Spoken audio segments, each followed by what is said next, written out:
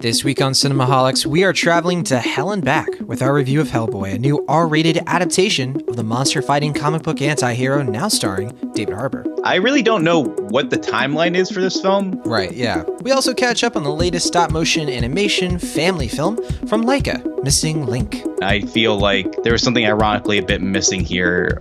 And plenty of other releases worth talking about, including High Life, Guava Island, Little, The Death of Dick Long, The Man Who Killed Don Quixote, and Breakthrough. I'm not happy to say that the trailer was legitimately holding back. All that and more is coming up on Cinemaholics.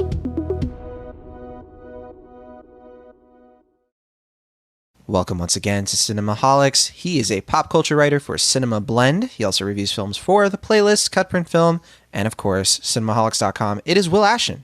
Hey, John, how are you doing? I'm doing fine, Will. I've missed you this week. It's been a hectic week, and I'm glad to finally talk to you about some films. Yeah, I'm excited to hear about these films that you've seen, but go ahead, continue to introduce yourself. Yeah. Who am I, though? I am the author of the novel Killer Joy, a book about Pixar called Pixar Theory, and I write about film for Atom Tickets, Relevant Magazine, The Young Folks in Cinemaholics. I am John Negroni. You can find more episodes of Cinemaholics, as always, on atomtickets.com, as well as our full archive on cinemaholics.com. You can write into the show anytime by sending us an email, cinemaholicspodcast@gmail.com. Send them our way.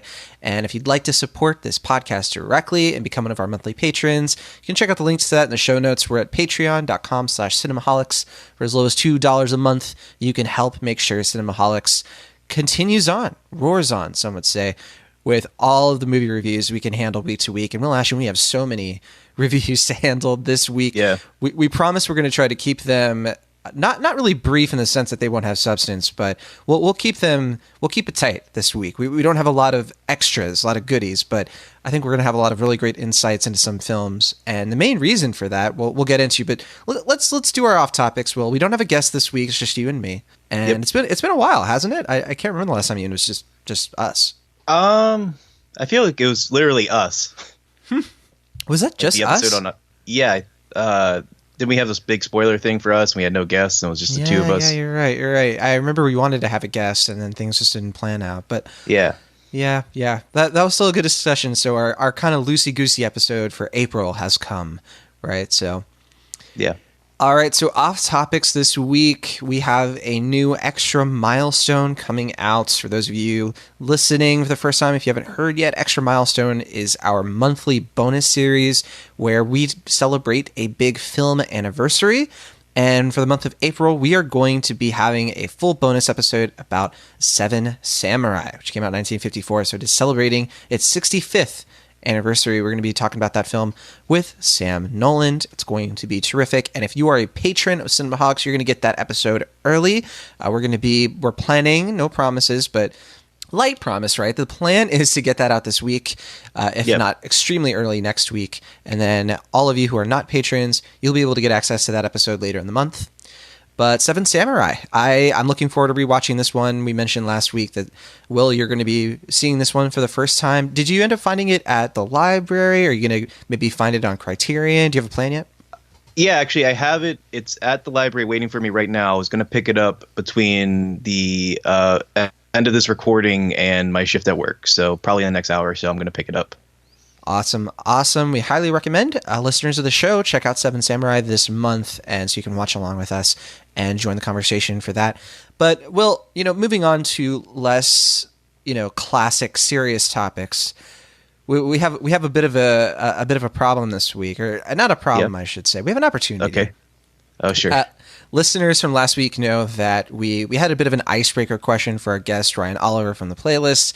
We just wanted the listeners to get to know him because it was his first time on Cinemaholics. Everyone gets nervous, and we want to just sort of make him feel like he's at home, and that home being the Hogwarts house of cinemaholics.com. So, unfortunately, Will, you've never taken the Pottermore quiz to find out where your Hogwarts house is. For those of you who've never watched Harry Potter, Hogwarts is a magical school with houses that can sort of just define who you are to other people. So there's Gryffindor and Slytherin, Hufflepuff, and Ravenclaw. And Will, we sort of netted out last week that you were in Gryffindor, but really you're the Sorting Hat. I think there was a comment or two celebrating that idea, but sure. You didn't have time to do your Pottermore quizzes this week. Is that right? Yeah, I didn't get to it, and I like to think the real reason is because I'm a nonconformist. I don't like to be fit into certain boxes. But the real answer is I just didn't have the time for it, and I forgot, and it slipped my mind. We did get an email from Alex, who's written into the show before. Alex specifically requested for Will to take the official quiz on Podmore.com and then reveal it on the show. So we're not going to be able to reveal it this week, but Alex and all of you other listeners who chimed in who just want to know. They want to put Will into a box, and I don't blame them. Sure. I guess they just need simple answers, and I guess that's what they'll give him. So that's right. For them, that's right. I will do it.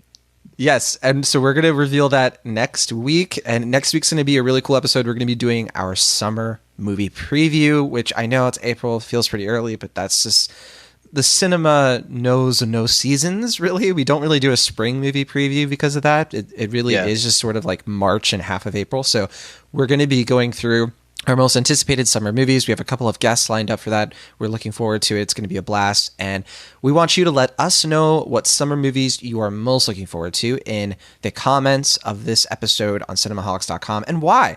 Don't just tell us what you're looking forward to, but why you're looking forward to it. And I'm looking forward to answers that aren't just Detective Pikachu, because I feel like that's probably going to monopolize the conversation. You think so? I don't know. I'm just sort of guessing. More than Avengers? Well, that's obviously the big one, and I almost hesitate to consider Avengers because I feel like we're going to do a kind of a baseline preview of that one, but it's not really, it's not really it doesn't fit the spirit of summer movie preview. Really, what we want to do is enlighten movies, people who maybe they forgot are coming out in the summer or didn't even know, oh, this movie's coming out. I feel like that's more the fun of it, but who knows? Maybe, yeah. We'll see. It's going to be an interesting episode because we have our guests coming up, and I think we all have kind of eclectic taste. It'll be fun to see where we all turn around with this summer movie preview. So I'm excited. We won't be spoiling who's coming on because for all we know, they won't be able to. And then we just hate making promises we can't deliver. So, sure. But the guests we have in mind, I'm looking forward to it. I think it'll be a great group of people. But okay, we have a couple of comments from last week to get to, as I sort of alluded to earlier. We did have some solidarity. My Zero Academia is all about Will Ashton as the Sorting Hat. And I think there is a user account called Will Ashton the Sorting Hat who wants you to start grading movies like the Sorting Hat in Harry Potter. So I just have this comment here: better be C-. So if you can do that at least once this week, I think our listeners would like it. But that's up to you. Oh, I see. So I have to say it in that kind of style, or this movie is like a Ravenclaw. I don't know if I quite understand the question. I think it's the grade. Now, if you were really going all out, you would do a whole song like in the books. But I see, yeah. Yeah, where you're rhyming everything. But I think that would probably be a little bit too much effort. And probably kill the joke. I'm not Wayne Brady. I can't make a song up on the spot. But that's a Whose Line Is It Anyway reference for our younger audiences. But yeah, I'll see what I can do. All right.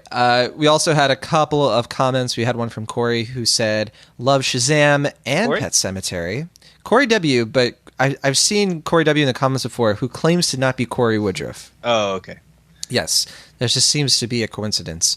But Corey W. said, love Shazam and Pet Sematary. Unicorn Store sounds interesting, I guess. Not even MoviePass could get me to see Best of Enemies.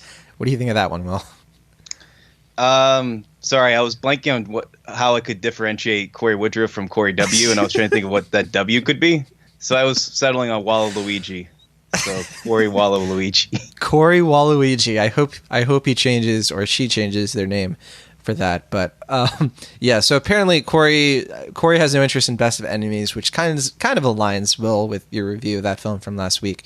But yeah, I will say Unicorn Store, I did see some people give that movie a chance because of our episode, and by and large, the people who really liked it let me know that they liked it. I have a feeling the people who did not like it, they did not say anything to me, I think out of just, kindness and understanding. So yeah, I mean, they were like, we'll let John have this one. Right.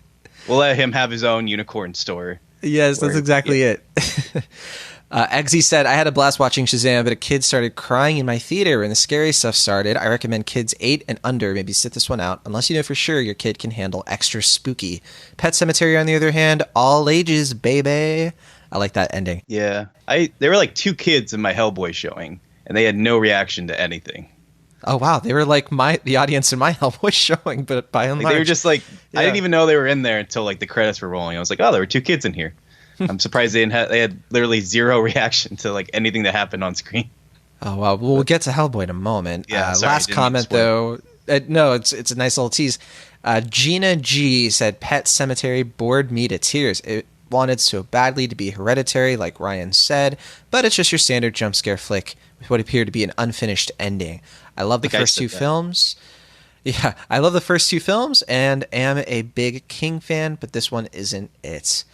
Which, yeah, that's kind of how I feel, honestly. But that you can revisit that episode from last week if you want to know our full thoughts on Pet Sematary, Shazam, and all the other films we talked about.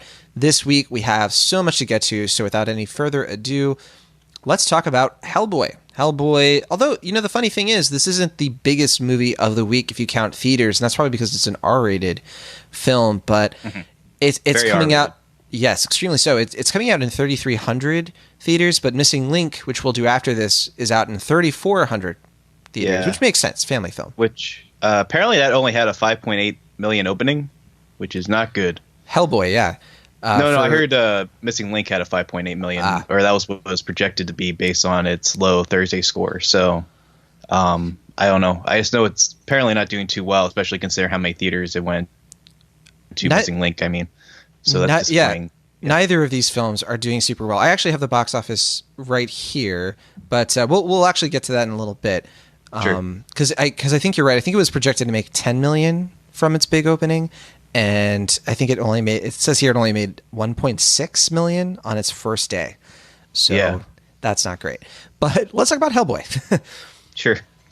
So I said this in my box office summary for Atom tickets. I honestly it doesn't feel like to me it's been over a decade since the last Hellboy movie.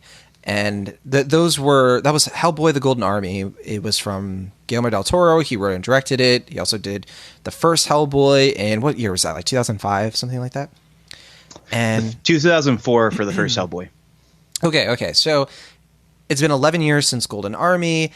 And I don't know how your memory tracks with these films, but like I remember people watch them. Like they feel like movies that I know people saw them. I know that people generally liked them, but they never felt like cultural phenomenons or anything. They just felt like nice. They felt like nice movies that people enjoyed for the most part, watched on cable and that sort of thing. I definitely really enjoyed them. I don't think that those films are necessarily underrated or anything like that, but I do like how they represent a certain period of time of the late 2000s when it came to comic book movies, because this was not right before, but it was like right in the middle of the Nolan era. It was when Dark Knight had come out, and it felt like superhero movies could go in any direction at this point, and we could really adapt like any source material into something that was pretty genuinely interesting. And that's why I really liked Hellboy the Golden Army, because it was so different from Iron Man, Dark Knight, The Mummy, Tomb of the Dragon Emperor.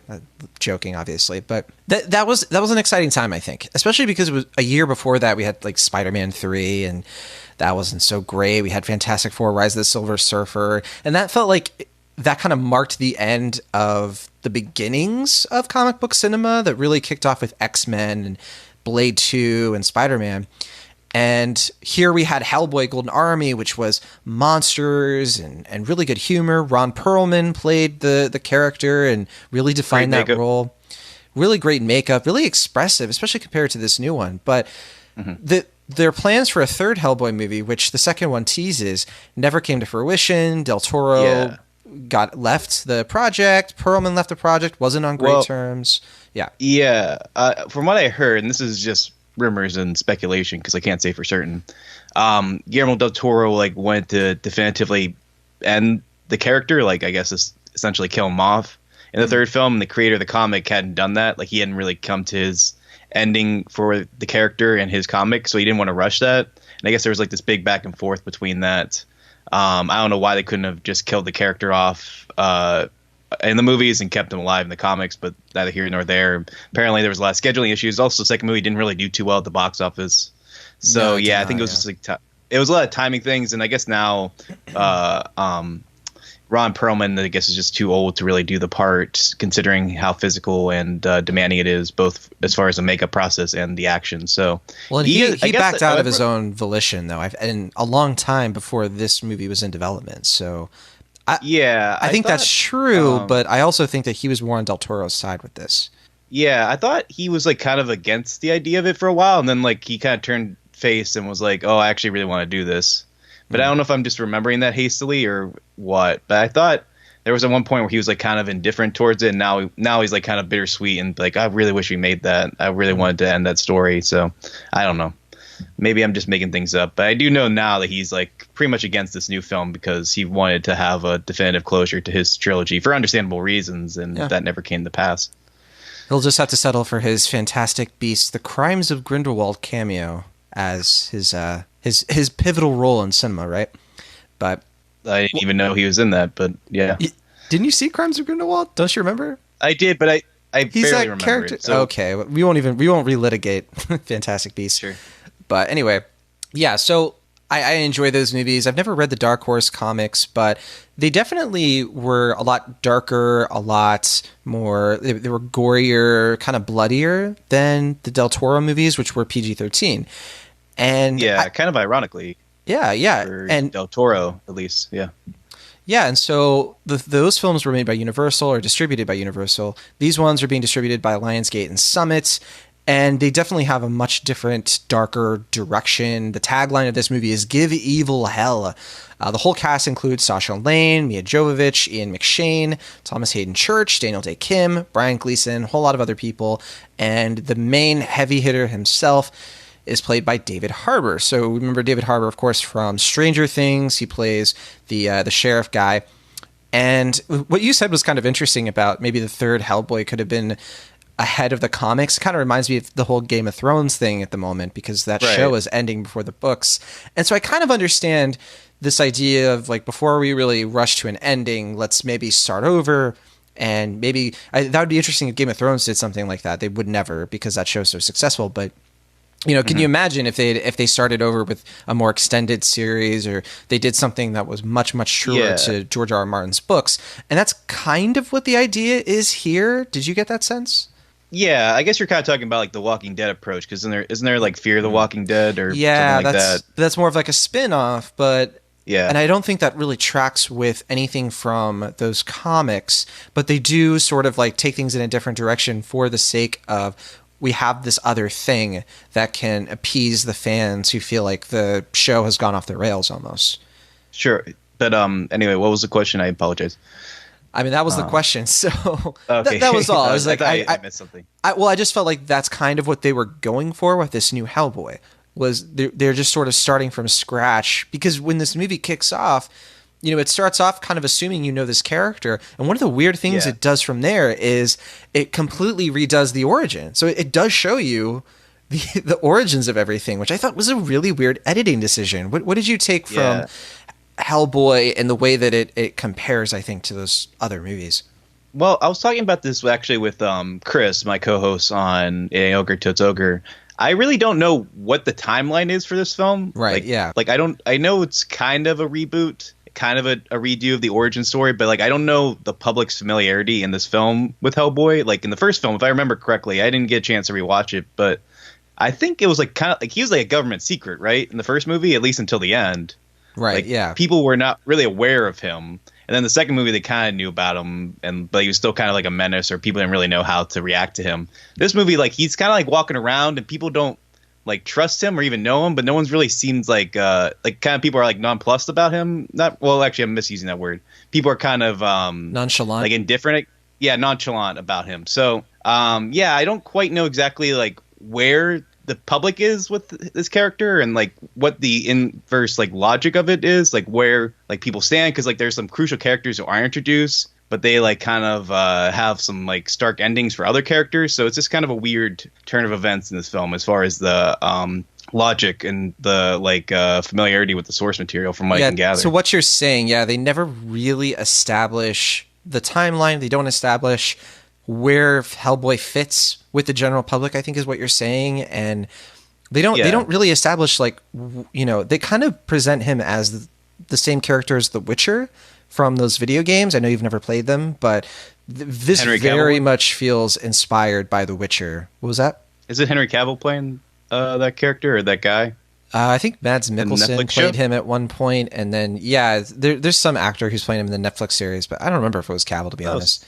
I think it's Cavill, but I don't know for sure. But anyway, it's somebody who I thought did not really look the part, but I'm holding my breath because a Witcher series could be tremendous, and I would have faith in Cavill, to be honest. So regardless, so this movie to me though felt this is weird to me in the sense that it felt like it had like 12 beginnings. Almost like if you look at all of the different things that happen in this movie, like in the first act, they all feel like a bunch of comic book vignettes that any single one of them could have opened this movie. Mm-hmm. Did you get that sense? Like, without sort of giving away certain details, like there were just certain things that happened where I was like, oh, this feels like what they should have just done in the beginning of the movie. Oh, this does too.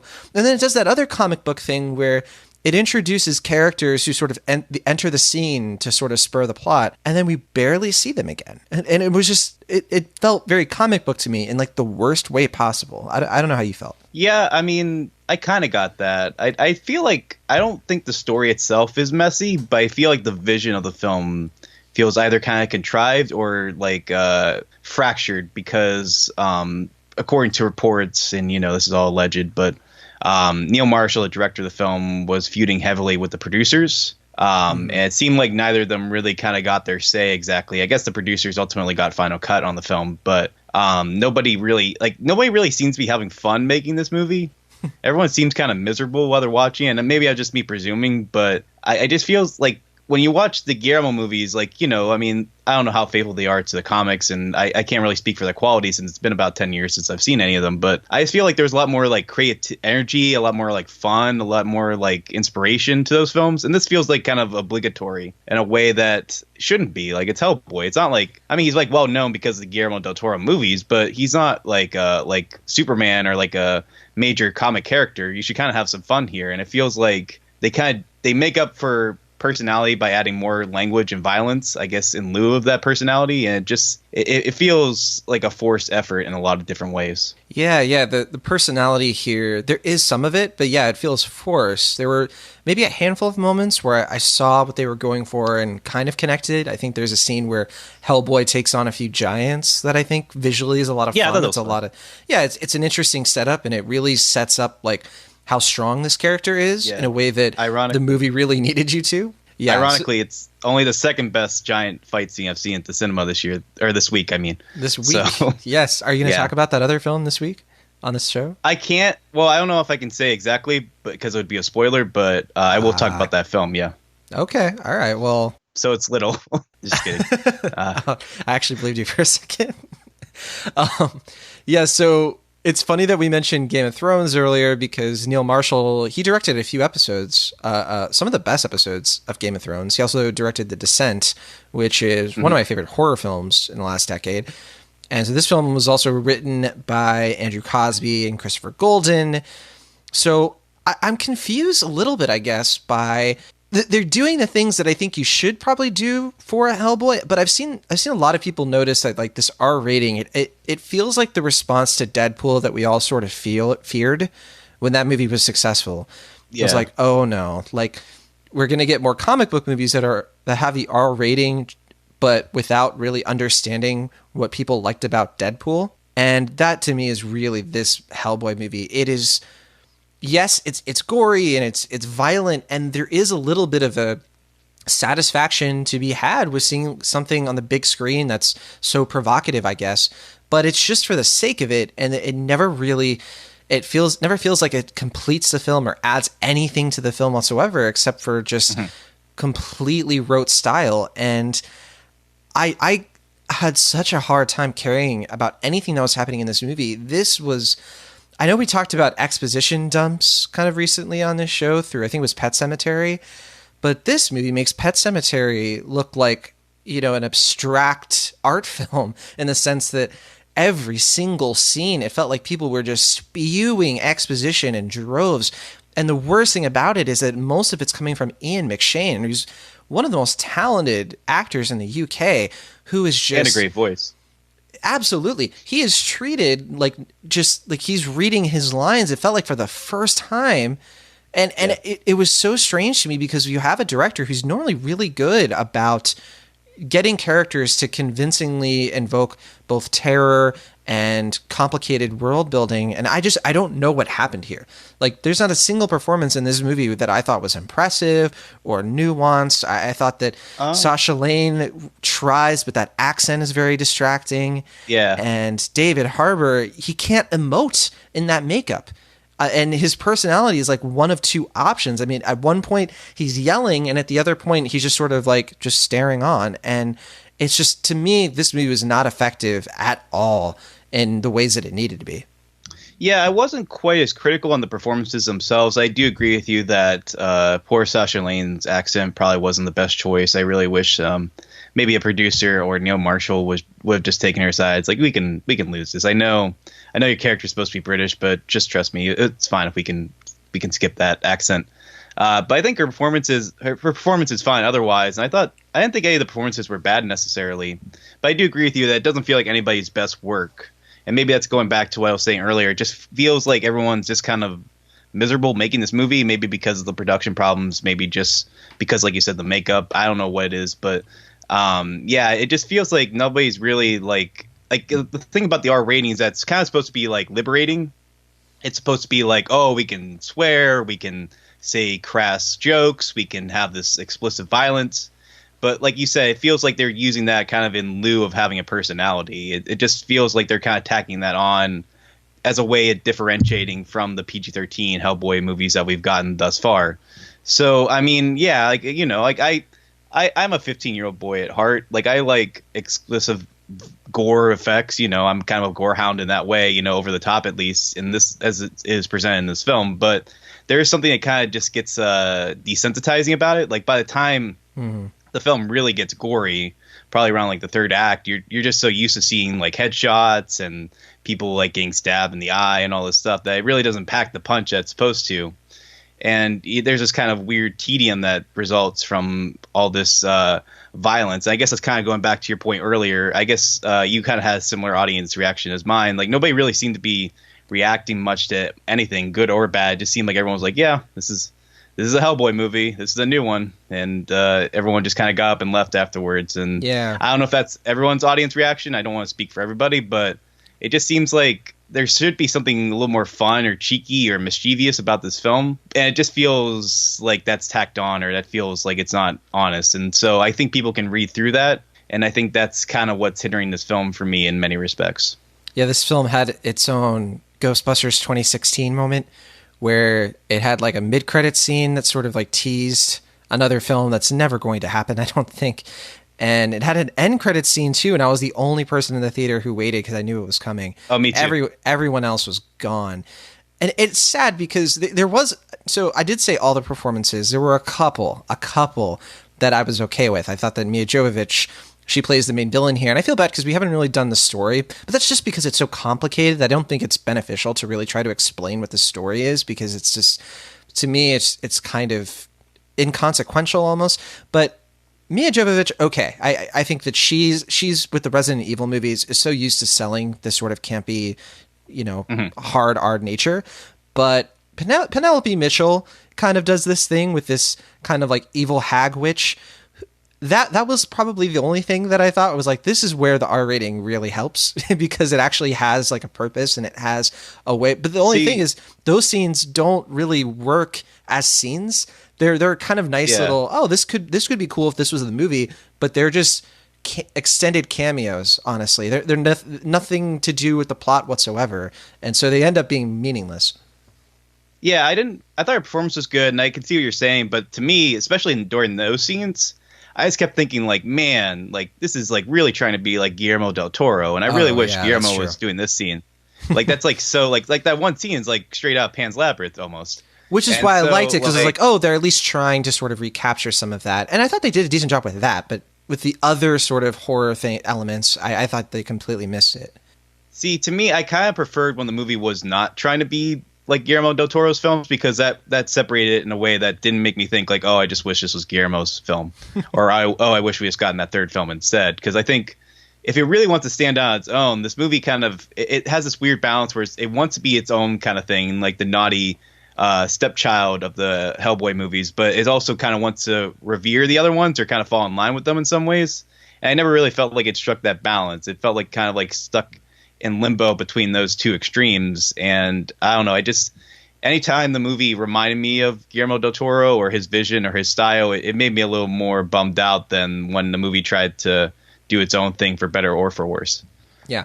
I think we can agree on that for sure. So round out with our final thoughts here. Yeah, I think this movie, it's a bit of a sad mess. I'm really bummed that it just did not deliver on anything that I think that it could have done. I think you could have had a really great opportunity here to provide something different with the Hellboy franchise, kind of salvaging a group of movies that were really good, but they're not going to get their third one. So I was all for this movie being successful and for having some counter programming to the more, I don't know if sanitize is too mean of a word, but a lot of our comic book movies are pretty sanitized. I think, with the exception of like Deadpool and Logan, with 20th Century Fox gone now, though, you really feel like those movies are a big question mark, like that kind of R-rated comic book superhero movie, because the Disney brand is so protective of certain R-rated elements being put out in their movies. And so I was hoping this would be a big hit, and it would have some sort of creative energy, but it doesn't have it. Unfortunately, the humor completely fell flat. I felt so bad for it during this movie because no one in the theater laughed. It was very sad.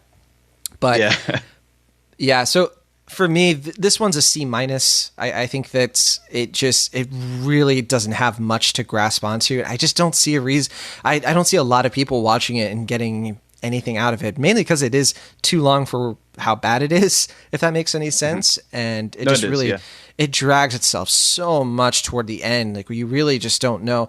On the one hand, you're probably thinking to yourself, well, I don't really know where this is going, but then where it goes, even though some of it's not that it's unexpected, it's just sort of like, oh, okay, I guess you can do that. And yeah, it didn't have any of that satisfaction it probably was hunting for. But what about you, Will Ashton? What's your grade on this one?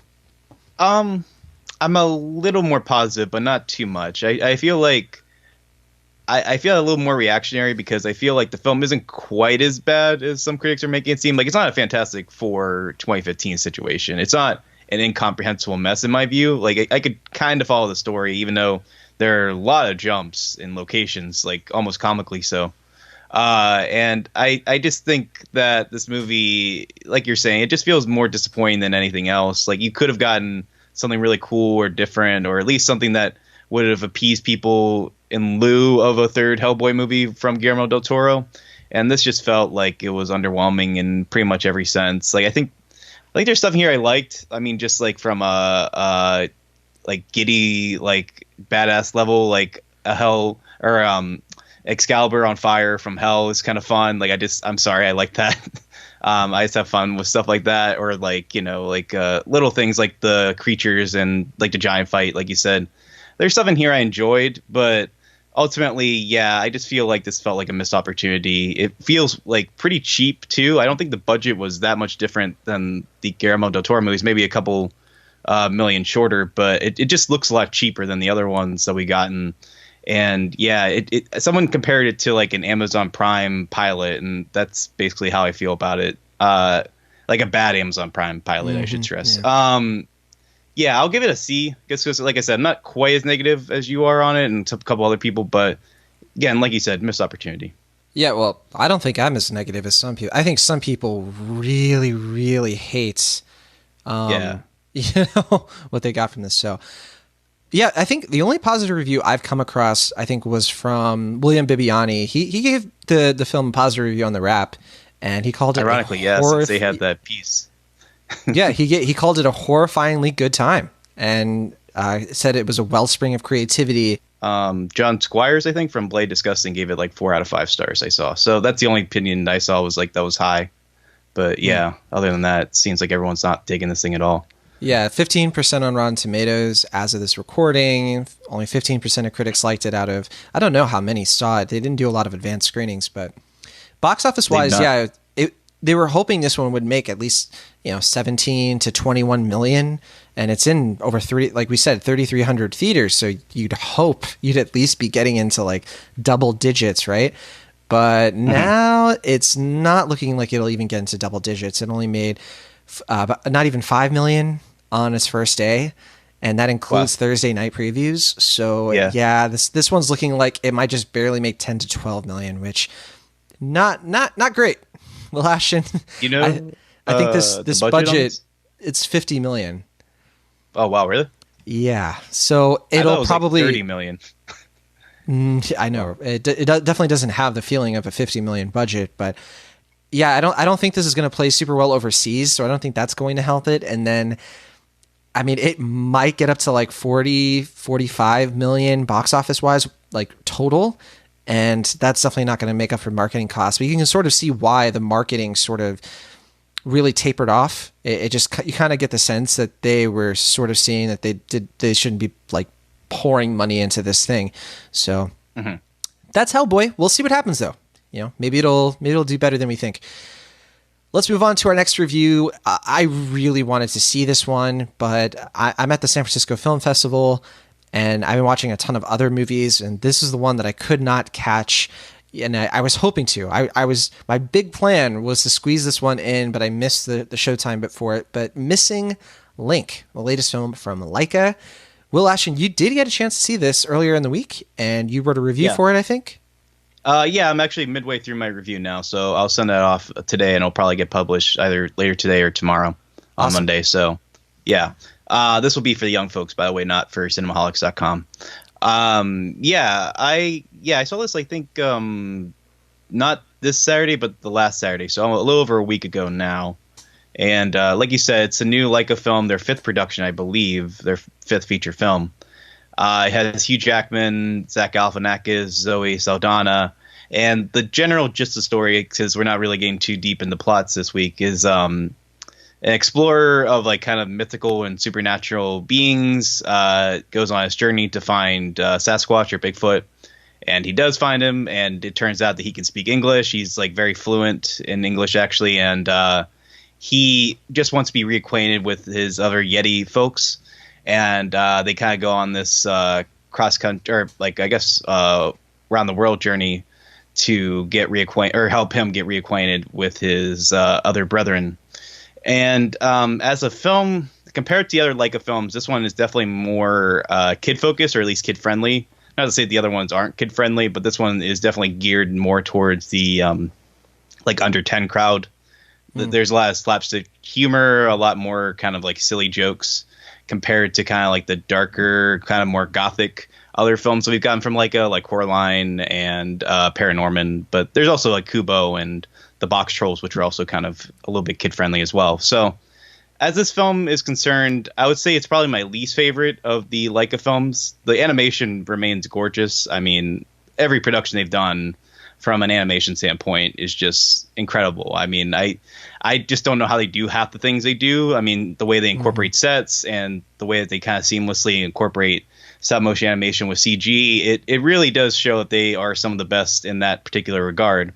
However, I just kind of wish they spent that much time on putting together a script that wasn't ultimately a bit generic in my view. I mean, the story kind of paces as you expect it to. I really didn't find myself that engaged on a story level. Like I said, I think this is for a younger crowd, so I take that into account. But ultimately, it's fine. It's cute. It's decent. I enjoyed myself enough to be amused by it, but I didn't really get much out of it compared to the other films. I don't think the message hit me as strong, and I feel like there was something ironically a bit missing here as far as what we've gotten from other LAIKA films. So for me, it's like a fine B-. You know, it's a good rental, but I'd rather people see it in theaters, even though I'm not that high on it, because it seems like LAIKA, compare them to like 10 years ago with Coraline, they were kind of like this up and coming animation house. Like people were really touting them as like kind of like the next Aardman Entertainment or something like that, an American version of that. And you look at their films now, and most of them have not made back their budget, to say the least, and they haven't really found a big commercial hit since Coraline. So I'm worried quite significantly as a stop motion animation fan that this might be, if not their last film, then maybe the last we'll get for a good while. And I want people to support it. I want more movies like this, even though this one wasn't really my cup of tea. I really would like to see more films from Leica, and I'm kind of worried because Travis Knight, the guy who's basically the head of it, and he did Kubo as a director, he's basically moved on as well. He's doing like Bumblebee and other movies, so I'm worried that this might be curtains for Leica, and I don't want it to be, but if it is, then it'll be underwhelming in quite a few different ways. I couldn't agree with you more. The last few Leica films have had pretty big budgets. These things aren't cheap to make. And if we're going by Kubo and the Two Strings and Box Trolls, Missing Link might have cost about $60 million.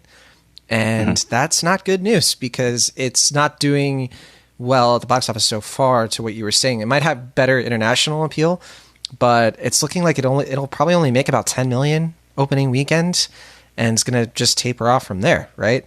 So especially with Avengers coming up. Especially with Avengers, and I don't know. I don't know how it's going to do beyond domestically, because that includes Canada, right? Yeah. So I'm so scared for Leica right now, because Kubo and the Two Strings, I mean, that was one of my favorite animated films from 3 years ago. It's such a great film. I know you kind of said that it was like a little bit more kid friendly, but it was definitely more kid friendly in a good way, right? Where like in the Pixar sort of way, where kids can watch it and then adults can really, really get something out of it. And I've been sort of dreading seeing Missing Link because none of the trailers have grabbed me on this, and I was like, oh no, if this movie doesn't do well, like you're saying, I think this could be kind of a bad situation for the fine folks at Leica. So we'll see though how it does, and if anything comes of it. I'm not aware of any other projects coming from Leica in the near future, but I guess it's a big question mark for sure at the moment. Yeah, I mean, this is just me kind of thinking hypothetically. I know that Netflix is surprisingly kind of supportive of stop motion animation. I think Henry or Harry Salick. I don't know which one it is, but the guy who did James and Giant Peach and Coraline, the director of that, and Nightmare Before Christmas. He's like making a movie with Netflix. There's a couple other stop motion films like Pinocchio from Guillermo del Toro is happening on Netflix. I could possibly see some scenario for where Netflix and like buys Leica and keeps them in function, which wouldn't be the best option because I really would miss seeing these movies in theaters. But if it keeps them alive, that might be the best option at this point because I really don't know. Yeah, it's Henry Salick, by the way. Sorry, Henry Salick. Yeah, I always mess up his name for some reason. So sorry about that, Henry Salick, fan of the show. Right. Yeah, you can pause on that email. We got you. But okay, so that's Missing Link. So far, it sounds like we don't have a lot of like. It's been a kind of C territory movie, kind of a B territory movie. Let's move on to High Life, the latest one from Claire Denis, which I think I'm excited for this one. It's playing in limited release right now, and I had a wonderful, wonderful privilege to see this at the San Francisco Film Festival. It's also playing in limited release here in the Bay Area, but the screening I went to, Claire Denis was there, and she was able to answer our questions and talk more about her filmography as a whole. And this is only her second film to have English in it, and it's her first film, though, that's like fully on English language, like really feels like a film from her that is hitting American audiences. Like it feels like the first time she's really wanting to maybe have Americans connect with her for the first time beyond cinephiles. And I'm curious, Will, I mean, where are you at with Claire Denis? I mean, have you watched a lot of her films? Are you a fan? Where are you at? Unfortunately, I haven't really seen a lot of her films. I'm trying to think if I have actually seen any of them yet. And I know I want to see her latest one, Let the Sunshine In, but I missed a chance when we were playing it at the theater where I work, and I know it's on Hulu now, so I might give it a chance sometime soon. But I am really excited to see High Life, which I've been hearing many great things about so far. Yeah, I miss Let the Sunshine In as well, but I've seen a lot of her films at this point. She's one of my favorite French directors, and her first film, Chocolat, not the Johnny Depp one. Yeah, that was one of the first artistic films I ever saw when I was a kid, and she just it's not a film you want to maybe see as a kid, I guess, but it is definitely one that I think, I loved her films because I would watch them when I was younger because I'd love to read the subtitles. I love engaging with films that way. I'm very strange, but I like to read subtitles. I like to make sure I get every single word. Well, I think some people, they think it ruins the experience, but when I go to a theater, and listeners know I have to wear hearing aids. I have terrible hearing, but that's why I really love foreign films, because I never have to worry about that. And it's very nice. But yeah, so Claire Denis, definitely a favorite of mine. And when I first heard about High Life, which is the first time she's ever made a film that someone could maybe confuse for being a genre film, it is on the outside looking in, it does kind of look like a sci-fi film. It's set in space. The film opens with a garden on a spaceship out in the middle of nowhere in space, and Robert Pattinson plays this astronaut who is working on the spaceship out in deep space. And on the little monitor, there's a baby, and the baby is kind of babbling, and he's sort of saying, he's trying to talk to the baby and keep her calm while he's like working on the spaceship. And you quickly realize it's just the two of them out in the spaceship. How come? Why are they there? Why are they on this shabby spaceship? What reason could there be for a man and a baby to be out in deep space alone? And this is a film about isolation and love in a way that it plays out through flashbacks, kind of explaining where they are. You kind of find out, and I'm really going to be giving away very, very little of this film, don't you worry. But it sort of explains like how they got here, and it's a prison that they're in, and you quickly realize that something has gone deeply, deeply wrong. And I will say that the person from the cast there's Mia Goth, she's in this, but the person who really shines out here, in addition to Robert Pattinson, is Juliette Binoche. She's been in a lot of other Claire Denis films. I think she was also in Let the Sun Shine In. And I have to say, as far as I'm a big sucker for really emotional, abstract sci-fi films. I think Annihilation, Ex Machina, both Alex Garland films, but some of my favorite sci-fi films in recent years. I really love what Denis Villeneuve did with Blade Runner 2049, which not quite abstract, but definitely more of like a contemplative science fiction experience. While those films, though, those were much more about the future. They were a little bit more of like the future of humanity as a whole. This is Claire Denis, and she does not do films that are like that. That she doesn't really, when she does science fiction, she completely subverts your expectations on what that means. And she's much more about humans in the present, but using futuristic styles to sort of illuminate that. And it's kind of genius to see. And, watching this movie, you just can't help but sort of sit back and let the writing in this, she co-wrote this with Jean-Paul Fargeau, who's done a lot of things with her before. They've collaborated a lot, and Jeff Cox also worked on the screenplay. And it's just one of those films that you just have to soak in, and you can't look at it too literally. But I don't say that like if you take it literally, it doesn't have plot problems or anything like that. I think it's pretty airtight. No space puns intended. But I do think though that you're really supposed to be looking at it through the lens of a metaphor that you're never going to feel like this movie is getting away from you. It's never doing things that just make you feel like, though, this would only happen in a pretentious movie. You really just sort of have to like be fully engaged with it to sort of understand what these characters really mean to each other and to themselves.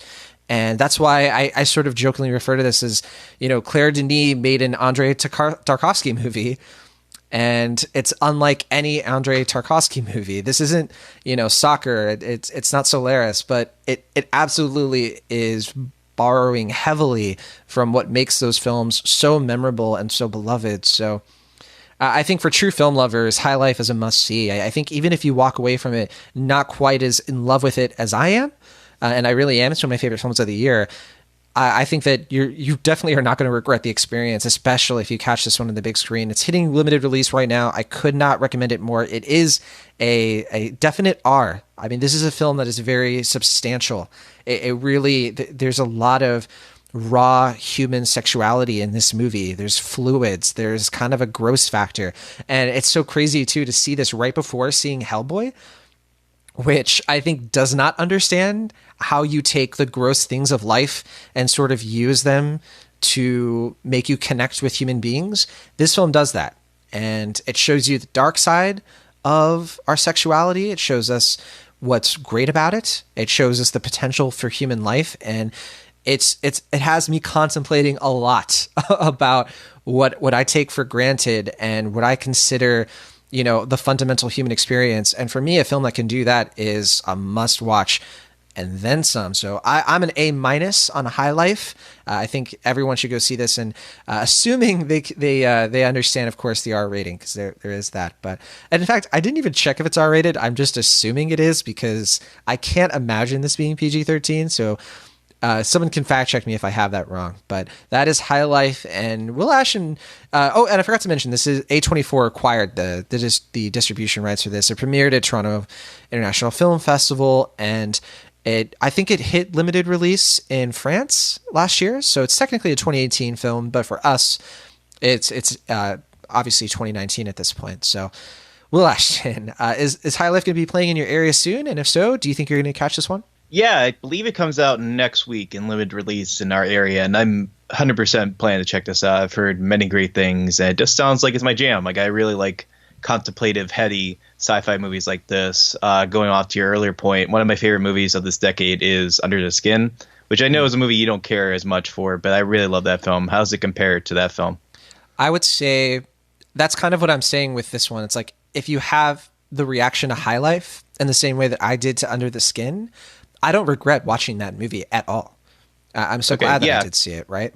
Because Under the Skin was one of my favorite theater experiences probably ever. Like, I really thought the theater experience was just incredible for that film. So if it's anything like that film, I will be there as soon as I can I was gonna say with my bag of popcorn, but I usually don't get popcorn. This one sounds like it might not be a popcorn film, so I did have popcorn, but it was very difficult to eat it. I kind of had to scarf it down. But 100% plan to check this one out. I can't wait. I hope you do. I really do. And I think that with Under the Skin, again, it was a film that didn't quite work for me, but not in the sense that I had anything negative, like anything mean to say about it. And I think some people might. I used the word pretentious earlier because I think that can sort of be the reaction some folks have to films like this, where they feel like you just like it, but it's just boring to everyone else. But I really don't think this movie is boring at all. I really don't. But I'll be curious to hear your thoughts on it down the road when you're able to check it out. But that's High Life, and it has an 84% on Rotten Tomatoes, which seems about right. I think a lot of people, it is polarizing, and I think that's why I like it as much as I do. Polarizing for a film that the kind of film it is, right? Like, obviously 84% is really high, but for kind of like a really indie movie that not a lot of people have seen, usually films like this, they might be more in the 90s. But I do think that there are some very thoughtful people who are watching this movie and not enjoying it, and I can see why, and I definitely don't want to diminish what they might have to say about it. So that's High Life. Hope people check it out. Will, you saw a movie that is confounding me because it was a surprise movie that was, I think they first showed this at Coachella, which is going on right now, and which I was supposed to be at. I had tickets to Coachella. I did. I did. And I wish I had gone, but I had the San Francisco Film Festival and other engagements, so I did not go this year. But yeah, Will Ashton, this is an interesting one. What is Guava Island? The only thing I know about it is that it has Donald Glover, and I think someone he's related to did the screenplay, and it's Hiro Murai, is as a director who did his This Is America music video, a bunch of other really great music videos. And he also directed the first couple episodes of Barry on HBO. So and Rihanna, Rihanna is in this too. What in the world is this movie? How can people watch it? Why is it a surprise? Is it good? Yeah. So this is a movie that it's called a Childish Gambino film, which, if you don't know, Childish Gambino is the music alter ego of Donald Glover, who is the musician probably most well known for This Is America, the song you were talking about earlier. But yeah, this is a project that has been shrouded in secrecy for basically as long as it's existed, which was last summer. They filmed it, I think, between Don Glover's publicity tour for Solo and his music tour in the fall for Childish Gambino. So they kind of filmed this on the whim. what you were saying earlier. It was written by his brother Stephen Glover, who is a writer on Atlanta, which is what Hiro Murai also directs. He directs, I think, most, if not all, of the episodes. No, wait, sorry. Yeah, he directs most of them, I think, because Don Glover has directed a few as well. So, yeah, this is a movie. That's his first movie as a director. And they filmed this kind of in secrecy. No one really knew exactly what it was until it just kind of on the whim premiered at Coachella, like you said, this week. And then it went on to Amazon Prime on Saturday. It was free on Amazon Prime for about 24 hours. It's on there now, I believe, but you have to have an Amazon Prime subscription. But if you have a chance to check it out, definitely I would say, especially if you're a fan of Don Glover, I would highly recommend checking this film out. I don't know what I can say exactly about the plot, because I kind of respect the mystery element of the film, and I kind of want to keep that intact. But the general, like, very, very loose gist of the film is that it's an island musical centered around a lot of the songs that we've heard from Childish Gambino of late, like This Is America, Feels Like Summer, a couple others of late. And it's focused on a musician who's going to put on this festival for the island, and he's, like, very well known, very well respected. Oh, like the Fire Festival. Not exactly, but a little bit. He's going to put on this music festival, or he's going to be a part of this music festival later that day. It's kind of like a day in the life for him. He is romantically inclined with Rihanna, and they kind of have like this like lovers star-crossed relationship, as demonstrated by an earlier animation sequence. I like how you say that, romantically inclined, as if he has to be convinced. It's like, oh man, sure. I'm just inclined to be romantic with Rihanna. Okay. Yeah. But there are forces who kind of impose on his festival ambitions and are stressing that he should not be doing this festival for various different reasons. And as you see here, it's kind of like a story of artistic freedom versus commercial restraint, and that's more or less what the story is talking about. But I won't say more than that because I think there's a little more that goes on after that. But yeah, I mean, just as what seems at first to be a kind of like island hangout movie with two celebrities, it's a lot of fun. I mean, it's shot beautifully. I believe it's shot on 16 millimeter. I don't know for sure though, because there's really not much known about this production from a public standpoint. But it looks beautiful. I mean, it's clear that Hiro Murai is just a wonderful director. The way he composes and shoots scenes, he feels like he's like 2 decades more of experience, and I have to assume he has at this point.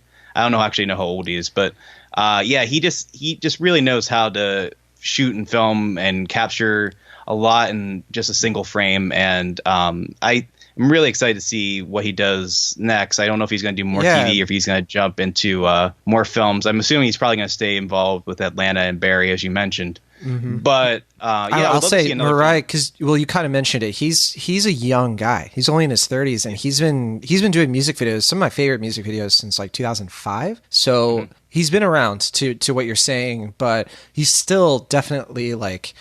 I think I don't think he's at his peak quite yet. Like, I think his best stuff is coming for sure. Yeah, I mean, it's just great because you're seeing like a filmmaker on the rise. Like, you're seeing somebody who has that great, like, he has greatness in him, and you're seeing that greatness come out. But like you're like to what you're saying, that there's more to come. Like, this is just like a filmmaker who's in bloom. And so I don't think this film really like comes together in a way that makes it great. Like, I think it's good. I think it's solid. I definitely think it's worth a watch if you have a chance to see it on Amazon Prime. It's only an hour long. It's a little less actually than an hour, 55 minutes. So it's a quick and breezy watch with some other stuff on its mind. I don't think it's quite like the like powerhouse that This Is America, the music video, is, but it definitely is worth watching. I will stress though that even though this is a musical, Rihanna weirdly doesn't sing in it, which I think is confounding some people. I saw some responses on Twitter where people were like, "What? She sings at the grocery store. How did they not?" I don't know, man. But okay. Right. Yeah, but she, just so you know ahead of time, if Drake was involved, she'd be singing the whole thing. But okay. Well, aren't they not friends now, Drake and Rihanna? I don't keep up with the latest gossip. Sure.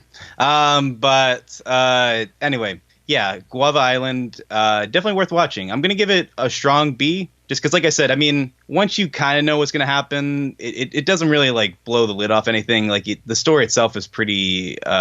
It you can kind of guess where it's going to go, and that's ultimately where it goes after a certain point. But I do think there's a lot in here that's good, and you're just watching a lot of just really talented people, like you said, like on the rise and kind of coming into their own in many respects. So, as a fun island movie from them, it's definitely a highly enjoyable watch. But I'll give it a strong, firm B on the. Yeah, I'm going to be seeing this right after we're done with the show because I really have been, as soon as I heard about it, I'm excited to see Disney princess Letitia Wright on screen again. And yeah, she's in it too.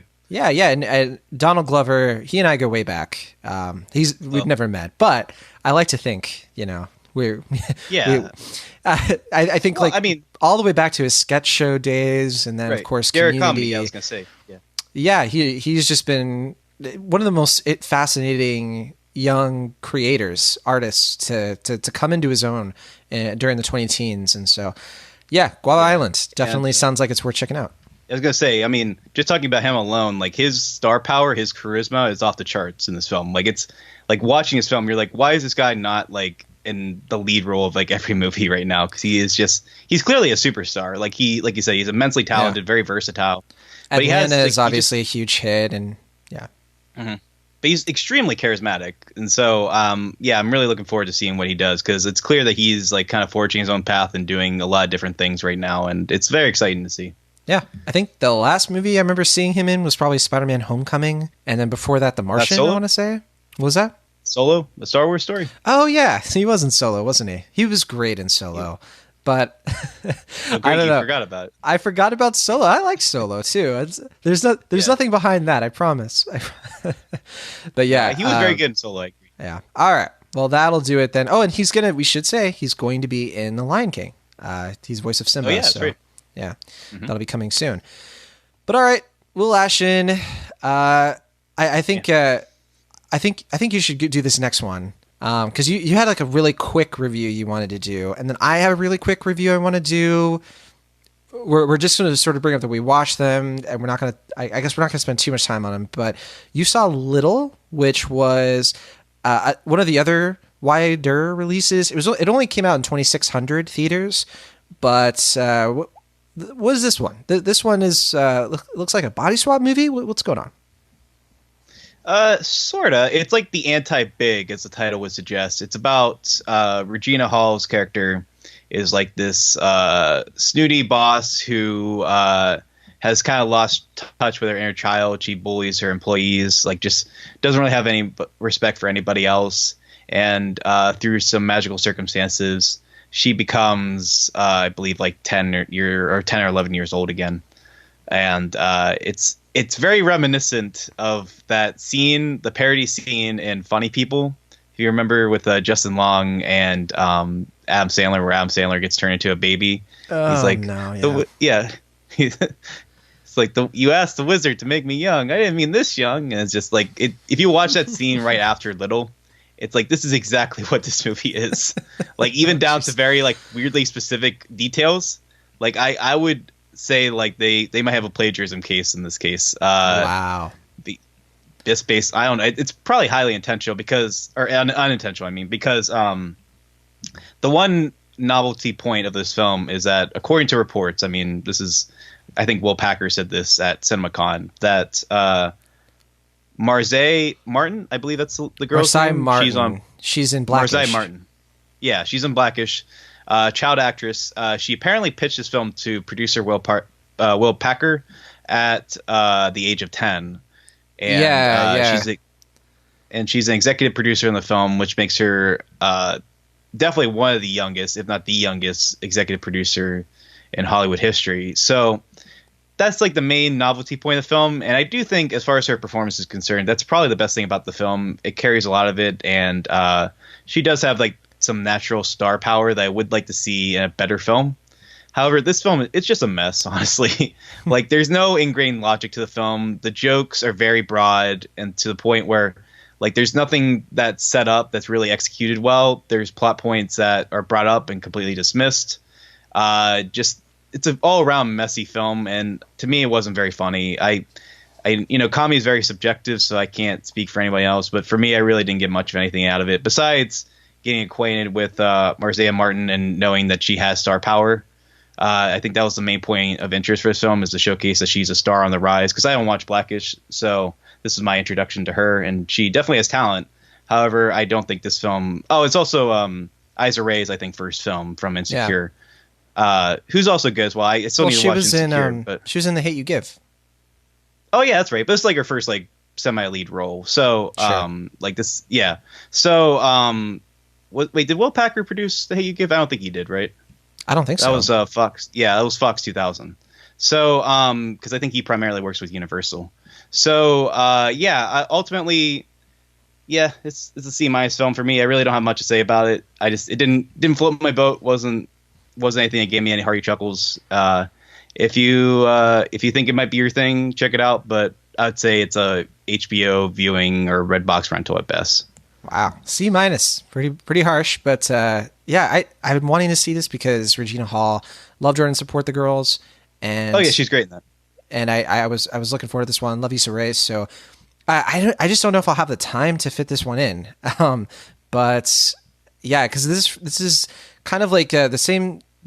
Kenya Barris, James Lopez. This is kind of the same producer team that we got from Girls Trip, which is great, and Night School, which is like one of the worst movies last year. So I was kind of worried this was going to fit the latter more than the former. But that is Little, and I have a similarly kind of brief sort of mini review for The Death of Dick Long, which premiered at Sundance, and I checked this one out at the SF Film Festival, and the interesting thing about the Death of Dick Long comes to us from, it was directed and produced by Daniel Scheinert and written by Billy Chu. They were at my screening, and there's no trailer as of yet for Death of Dick Long. So we watched this movie, really no idea what it was about. I didn't read any of the reviews. It did premiere at Sundance, and I think some people definitely like wrote about it and had some certain, I don't want to call them think pieces about it, but the less you know about this movie, the better, I think. If you're considering, if you're thinking about seeing it, it's, oh boy, where to begin? So Daniel Scheinert actually stars in this film as Dick Long, and the basic premise is that Dick Long is dead, and his two friends, Zeke, played by Michael Abbott Jr., and Earl, played by Andre Hyland, who are relative newcomers. I'm not aware of them being in any other films. I think, I want to say I've never seen them in other things. The only stars I think you might really recognize, right, are Sarah Baker is in this. She definitely has a funny role. Jessica Wexler, Roy Wood Jr. But as far as the plot goes, these two guys, their friend Dick is dead, and they're trying to do their best to cover up any involvement in it. You don't know what involvement they really have, and so the film is kind of ambiguous of like, well, did they have something to do with Dick dying? Because Dick is like their best friend from like childhood, but for some mysterious reason, they would rather, they just do not want the truth of what happened to Dick to get out. So they have to hide it from Dick's wife. They have to hide it from Zeke's own wife. And the main character really here is Zeke. You spend a lot of time with him sort of dealing with just these like, this entire event has clearly shaken him. And if tone problems could be a movie, it would be this one. Because this movie has some of the worst tonal problems I have ever seen in a film. Entire think pieces could be written about how on a dime this film will go back and forth between really serious and really funny. And it is funny. It is so funny. And I don't want to disparage this film a lot. I just think that it just goes way too far, I think. Not with what happens and what the quote secret is. I actually think that there's something kind of poetic about it, and a way that you can maybe relate it to films of this nature from the 70s and 80s. But this film just, I don't know, they just did not, they had a good mission here, I think, which was to make a film set in Alabama. I forgot to mention this, but it does take place in the Deep South. And they had an opportunity here to really tell a more authentic story about the South in a way that doesn't. I think Daniel Scheinert actually said this. He's like, I want to make fun of the South for the right reasons, and usually films don't do that. They make fun of the South for the wrong reasons, and they do nail that. I think they do nail the setting. You do get the sense that these actors, they're from this area, they understand this area, and there's something about it that does kind of feel, if not revelatory, at least like it has that Logan Lucky appeal. I think somebody in the audience actually brought that up in the Q&A, and I couldn't agree more. And I think that Logan Lucky, though, is a much better movie. I know it's not the best movie in the world or anything, but I just thought that actually did kind of balance the comedy really well with the heart. This movie doesn't have a lot of heart at all, honestly. It's got a little bit here and there, but you just really walk away from this movie hating most of the characters in a way that I don't think it was intending. So Death of Dick Long, we'll talk more about it, I think, when you see it, Will, because Daniel Scheinert is one of the Daniels behind your favorite film of 2016, I want to say, Swiss Army Man? That's correct, yeah. Yeah, so I know you've been really looking forward to this one. I'm not really going to give away anything else on this movie, and I really, to be honest, I have not given much away at all. There's a lot going on here, but maybe once you see that, we can talk about this film at more length. But for now, I'm a C, and I'm really sad about that. This is one of the films I was most anticipating for the film festival, because I also really, really liked Swiss Army Man, and I was hoping it would just. It has some elements of Swiss Army Man that I really liked about that film, where it tackles toxic masculinity and it, ideas of like men and what the things that sort of hold us back from being, self-actualized, right? And I don't think it has anything to do with the fact that one of the Daniels wasn't able to collaborate on this project. And Scheinert actually made it pretty clear. He's like, hey, we're going to be making movies together again. And it was just, I think, Will, we talked about this off the air, but I think had something to do with like him having a child or something like that. And so when they make another movie together, I don't know what the result will be, but I hope it's better than this one, because this one just didn't click with me, even though I really wanted it to. So yeah, I'm a C on the Death of Dick Long. As funny as that title is, but funny in a very juvenile way. And that's the thing. Mm-hmm. It doesn't need that joke. Like the Death of Dick Long, it ends up being the sort of things like, that's not the tone of this movie really. And so that's just maybe that sums up my confusion with it, and maybe it's something, maybe upon rewatch, if I have a better grasp of what they're going for, I might have a better time, but for now I'm pretty low on it. So yeah, that's Death of Dick Long. That's a shame, yeah, because I was going to say, I mean, one of the things I really do like, among other things, about Swiss Army Man is the way that they're able to balance that juvenile comedy with some serious, profound drama. And so to know that wasn't quite achieved this time, that balance is fairly disheartening for me to hear. But like you said, I'll still check it out. I'm very curious about the film. I guess I'll just temper my expectations going in. Yeah, I hope you have a much better experience with it, even though I was definitely primed to like it. That's for sure. And it's easy to really like a film, right, when the director is there and the screenwriter's there, and they're, it's exciting and it's definitely an optimal environment to really get sucked into a film. And the audience was with this film. People were laughing a lot, but I just found myself not laughing much. And even though I thought parts were funny, I just wasn't in the mood to laugh because of scenes had pushed me into a certain area where that didn't feel like the right response. So I will say, though, my favorite character by far was Earl. Andre Hyland as Earl.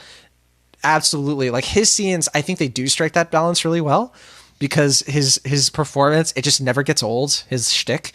But yeah, the other performances here just kind of, I felt, undercut the whole thing. But with that, let's move on to a film that I know, Will, you have been championing from the rooftops. No, that's not quite true. But you did write a review for The Man Who Killed Don Quixote on cinemaholics.com. Definitely can read that right now and get your full thoughts on it. But real quick, what is this film? Who made it? And what's the story? Why should we care about The Man Who Killed Don Quixote? Oh, man. Well, this is a very long story, but I'll try to keep it brief. Terry Gilliam has been trying to make this movie for a long time, between 20 and 30 years.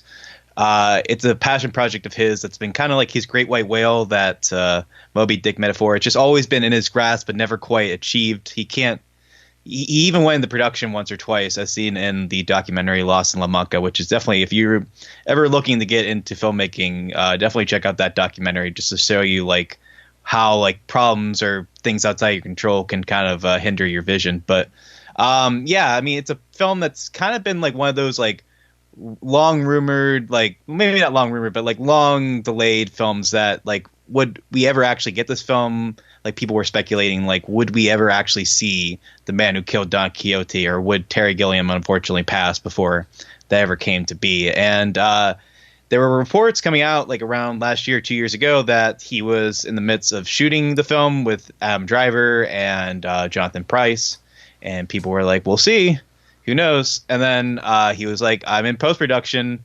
like we're wrapping it up. I had some test screenings. It's turning out pretty strong." And we're like, "We'll see.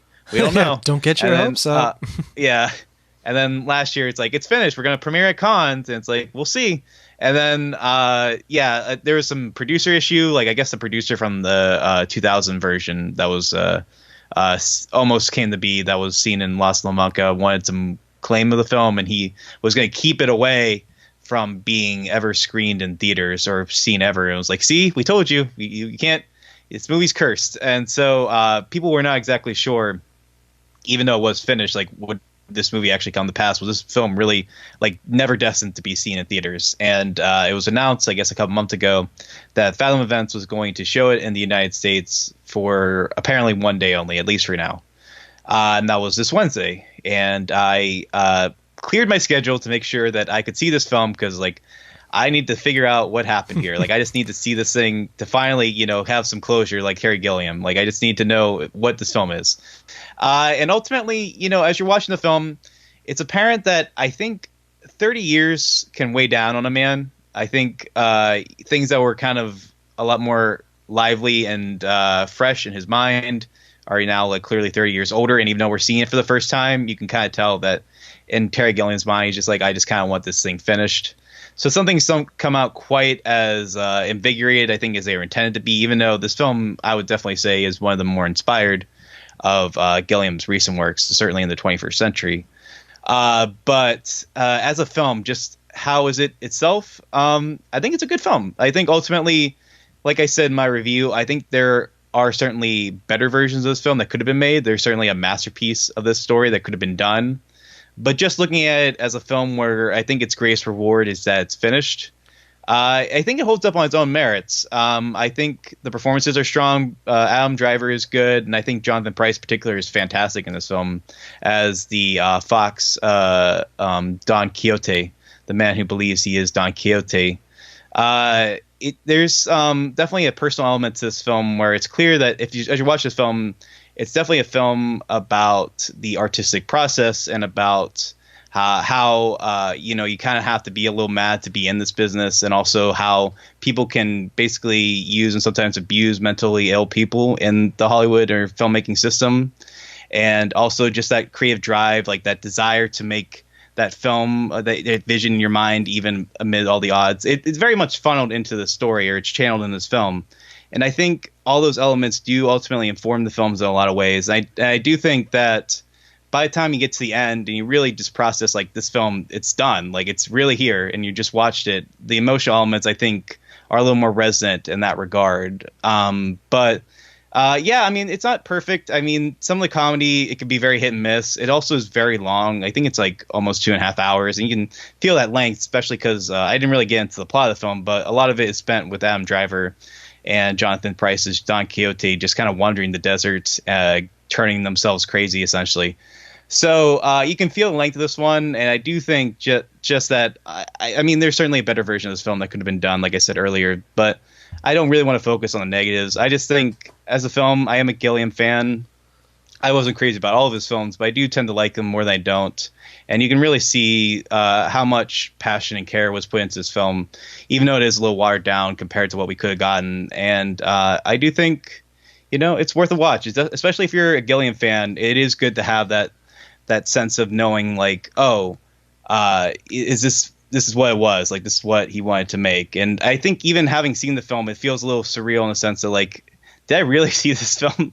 Like, did I actually finally see the man who killed Don Quixote? And I think that surrealism does add to the film in many ways. I do think ultimately, if you want to know what the film could have been, and you are a Gilliam fan and you just kind of want that closure, it's worth a watch. So I give it a firm B.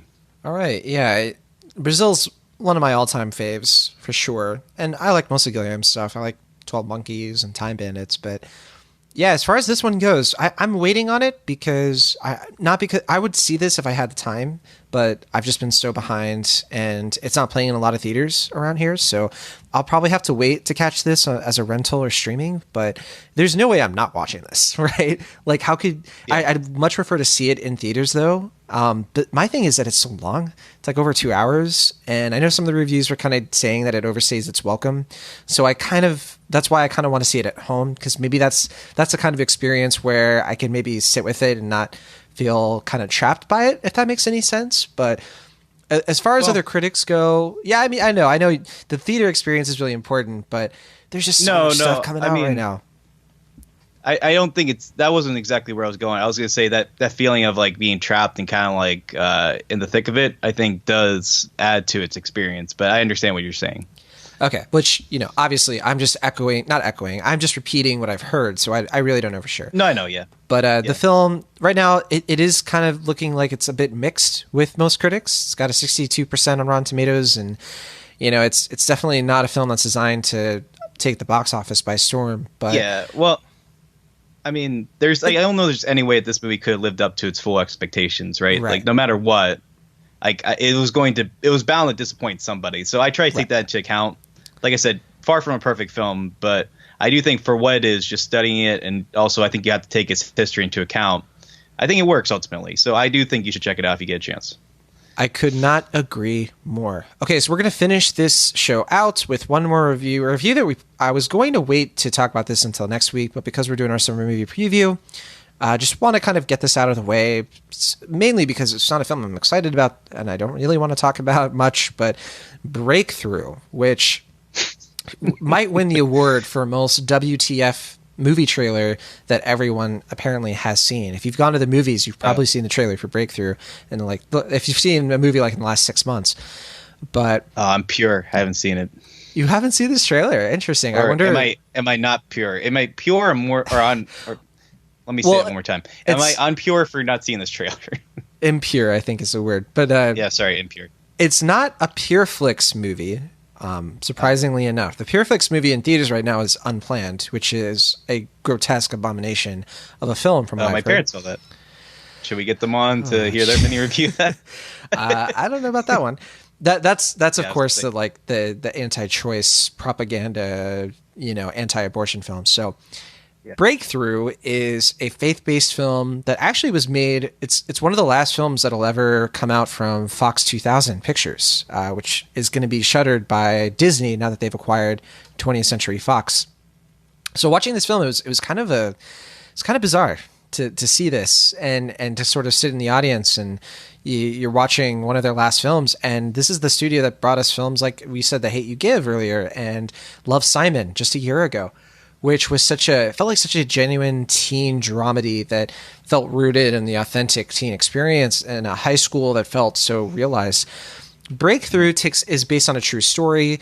It's about a young adopted Guatemalan teenager named John Smith who, he's dealing with these problems because he's Guatemalan. He lives in Missouri. He was brought here by a baby, and his parents are white.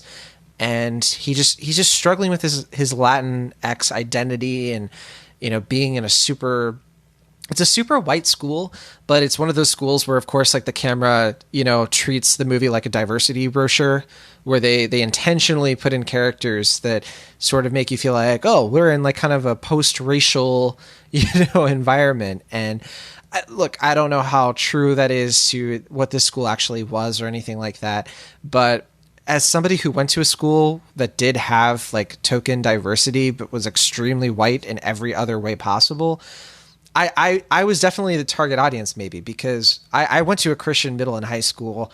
I dealt with something like the events in this movie where John Smith has an unfortunate accident. He falls through an icy lake, and his brain is without oxygen for 15 minutes, and all the doctors are like, he's not going to survive. They're about to pronounce him dead. They basically do. But through prayer, his mother, apparently brings him back to life. Say again? No, I was just like, oh, hell yeah. jeez. Prayer. Yes. Which the fascinating thing. So power. I wrote a review for this for the young folks, and in my review, I go full on with like, look, I've been through this. I was in a Christian high school. One of my classmates was in a car accident where they were about to pronounce her dead. They said that she'd never recover. They thought she was going to die overnight. And we prayed for her and she survived. And it felt like such a miracle. And I understand the appeal of this movie and what it's trying to do. It's trying to make you believe in miracles. It's trying to make you believe in God and faith and things like that. And to me, it absolutely drops the ball in what you can do with a story like that to actually genuinely inspire people. Because, I said in my review, it doesn't feel like a film that really cares about evangelizing more so than sort of making people who believe in God feel better about themselves during a time when I feel like you probably feel great about yourself enough as it is, to be honest. And this idea that the things that this film tries to bring about, I just felt ring so false, and I'm so bummed out, because this is from Roxanne Dawson. She was a character in Star Trek Voyager, and she's directed a few episodes of some really great TV shows, and there's a lot of great talent going on here. I know that it was written by Grant Neaporte, who is like a Christian author. He did the novel The Impossible, and it's based on sort of an adapted. I don't know if it was a book at one point. I think it was actually. And Joyce Smith, the mother in this film, who's played by Chrissy Metz, who I've never seen This Is Us, but I've heard it's a great show. She's really great in that. And Topher Grace, Mike Coulter, Josh Lucas. I mean, this cast is really good. And I have to say, Topher Grace as a pastor is perfect casting. But sorry, you're going to say. No, I was going to say, so he is a pastor. That's a weird turnaround from Black Klansman last year. Black Klansman and, of course, Eric Foreman from That 70s Show. But No, but I mean, like, his last two roles. I know what you mean. But David Duke to a pastor. Right. Okay. Which, we could go all day on that. But there's a scene, and I've said this to so many people. If you watch the trailer for Breakthrough, it's kind of wild. Like, things happen in it that feel kind of alien. Like Aliens made a movie about like the human experience, and I'm not happy to say that the trailer was legitimately holding back on how bizarre this film is in its performances and its writing, and because a lot of it is just characters standing around being like, there's no way he'll survive, science says it's impossible, and Joyce Smith, warrior of the ages, is like, my faith says it is possible. And that's all this movie really is. It's just sort of like, you just need to have more faith.